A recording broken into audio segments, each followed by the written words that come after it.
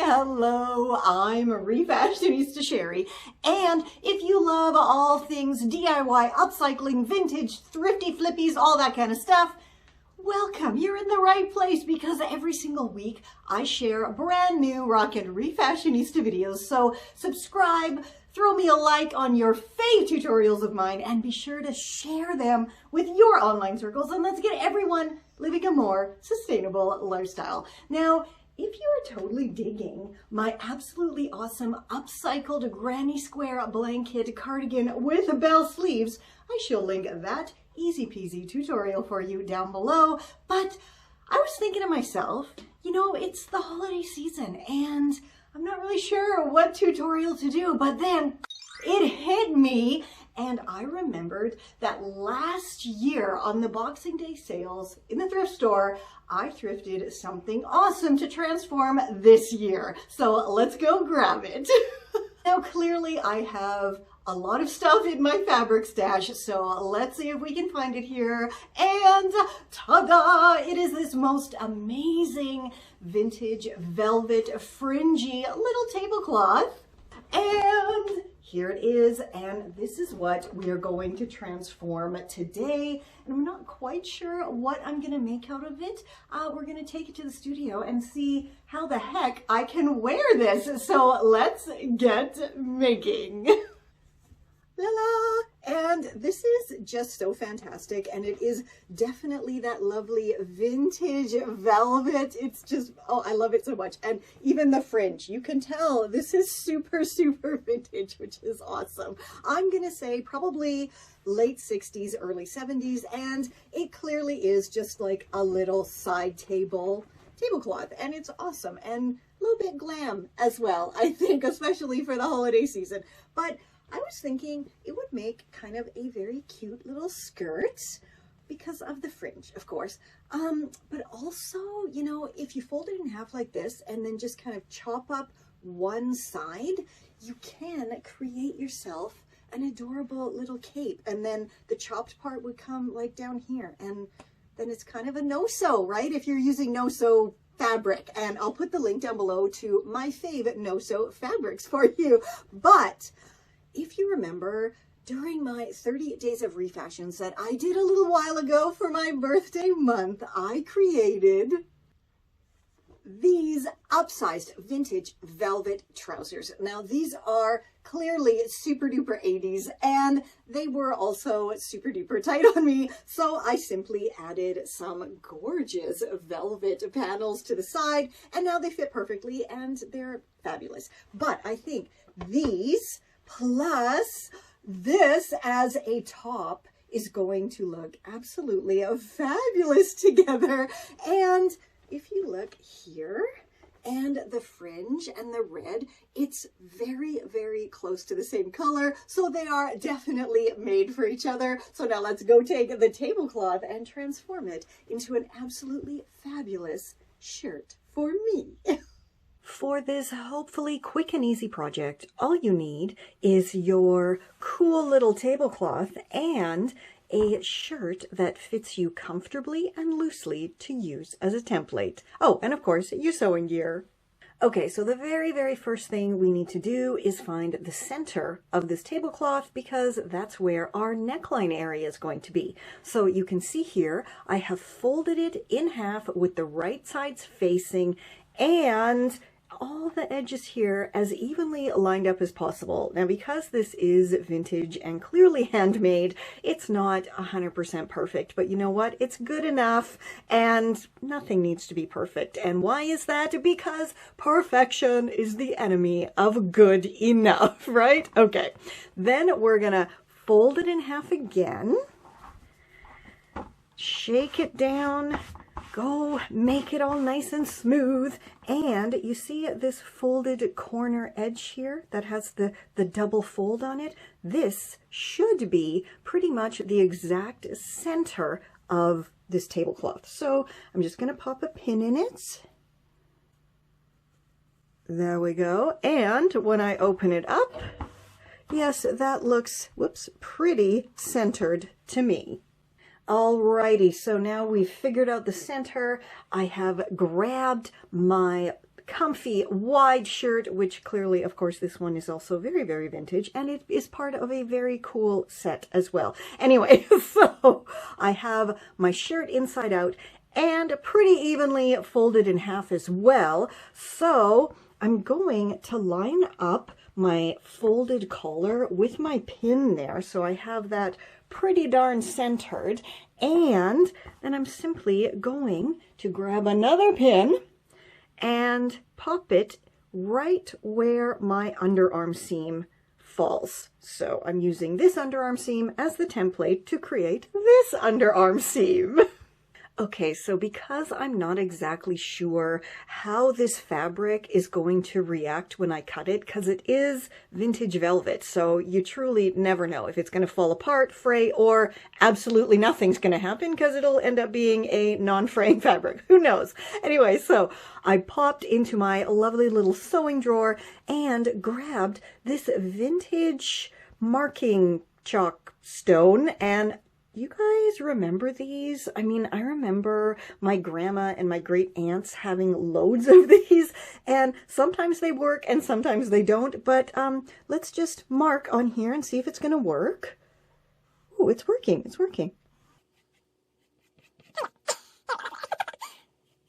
Okay, so you can see here, I've simply marked out my path that I am going to go and stitch now before I chop out this piece of fabric, because like I said, I don't know what's going to happen. Okay, it is all stitched, and I don't know if you can see this, but I did a super tight straight stitch, and then I did a zigzag over the top of it, and that really does just help to prevent fraying, you know, if you don't have a fancy serger sewing machine like me. So now let's chop this out and see what the result is going to be. And it appears that we have a lovely sleeve and side seam, and best of all, this fabric does not appear to be fraying at all, which is absolutely fantabulous. So now we have to fold this in half so we can use this side as the template to create our other sleeve on the other side. Alrighty, so I have it all folded over. I grabbed my vintage marking chalk stone thingy here, and you can see I have already marked out the area to stitch. If you don't want to do the fold over template technique, you can simply grab one of your chopped pieces and just use that, right? I mean, it's the exact same thing, basically. Okay, so just be sure if you're doing this technique to give yourself that little bit of seam allowance, because this is the chopped piece. So it is just that little bit smaller than if you were to simply fold it over like that. But as we're talking about the chopped pieces, if you're making this along with me, keep these handy, because we're going to use these to create what I hope is going to be an absolutely amazing collar for our shirt. So that is coming up very soon. Et voila, we now have both sides done, and this absolutely looks like a t-shirt shape, which is exactly what I was going for. So it is still folded in half, right sides are facing, inside out, all that good stuff. And now I'm going to just chop a gentle semicircle out of this corner here, and, you know, just chop off this little triangle so I can get started on my neckline area. And again, it's always better to chop less than you think you'll need, because it's easier to chop more than to try to put fabric back on. Okay, that totally wasn't enough, so I'm going to go in and chop off some more. Okay, that looks much better, and now I'm going to go try it on just to make sure that it is going to fit nicely over my head. And the neckline is pretty darn perfect. And how adorable is this coming out? That is so cute. And it's cropped, but with the fringe, it's, you know, a little more dramatically cropped, I think. Anyway, remember those pieces that were chopped from here?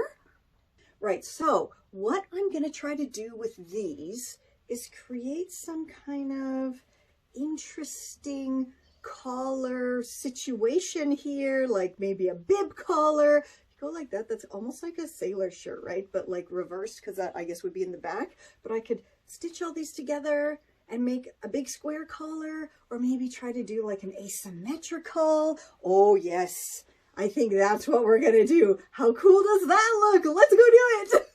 Okay, so I think the first thing I'm gonna have to do is stitch each of these 2 pieces together. So then instead of having 4 pieces, I will have 2 pieces, which I can then arrange and stitch around the collar area. So that's what I'm going to do. I'm just going to pop them with right sides facing, of course, and stitch the 2 shortest raw edges together. Okay, I have both of my collar pieces securely stitched together, and I did go ahead and do the straight stitch, zigzag, and then I used my pinking shears to chop off the little bit of excess fabric there. Okay, so now I have to figure out how I'm going to stitch them on so it looks, you know, cool. And I was thinking, like, just to do something like that, fold that over around to the back, and then the same on this side, and then these corners would kind of meet in the middle of the collar, and then it would be, you know, like a very vintage yet modernly cool Santa-esque top. So I think that's what I'm going to do. But now I have to figure out how to stitch everything together so I can fold it down nicely, almost like a turtleneck, and then have this edge not look horrible. So I'm going to go figure that out, and then I'll come back and show you what I'm going to do. Okay, I think I cracked the code on how I'm going to stitch this together successfully. And full disclosure, I did revisit one of my own tutorials, and I shall link it down below for you. It is an awesome one. It is a sweater and flannel shirt turtleneck result mashup, and it's awesome. But I revisited that one because I was having a hard time figuring out how do I stitch these together so I can fold this down and the right side will be facing on the outside. And you know what? It's so simple. Of course it is. You simply have your shirt inside out and your collar piece with the right side down. So we have the wrong side of the shirt facing the right side of the collar piece. And then I'm just going to line that up, and look at how nearly perfectly the shoulder area lines up with this center seam here. That is just fantastic. I mean, I couldn't have planned it better, but I didn't plan this. This is just all fluky and I guess refashionista luck. So I'm going to go ahead now and stitch on this first piece, and then we're going to check it and see if it actually worked, and then hopefully it will, and we can do the second piece. Okay, so I have the shirt right side out now, so I'm going to flip my collar out of the neckline and see if it actually was successful. And you know what? It really looks like it was, surprisingly. Of course, it doesn't look great because I still have to get the other side on, but wow, I think that actually is going to work perfectly. So I'm going to flip this inside out again and attach this side of the collar, and then yeah, let's go see what happens. Okay, so I just had a thought here that maybe let's show how I'm going to put this together because it might be a bit confusing. I don't know. My brain is confusing sometimes. So, all right. So you see here where I started this first piece of collar. Well, now I'm going to take the second piece and literally put it right on top of that one. So when it folds down, I'm actually going to have 2 layers, which I think is going to be a lot better than trying to line it up exactly here and stitch it all on. I think it's going to be easier if I just gently put one underneath the other one, just this little corner piece here. It should be fine in the end. I'm hoping. We'll see. We'll see in a minute. Okay, it is all stitched on and looking absolutely fabulous, I might add. I am shocked that once again, a silly idea of mine worked, but I did have to go ahead and top stitch all the way around this folded down edge just because it just wasn't sitting right. It kept kind of popping up and everything, but that was very simple to do. And yeah, I think it is time now to try it on and style it up with those awesome velvet trousers.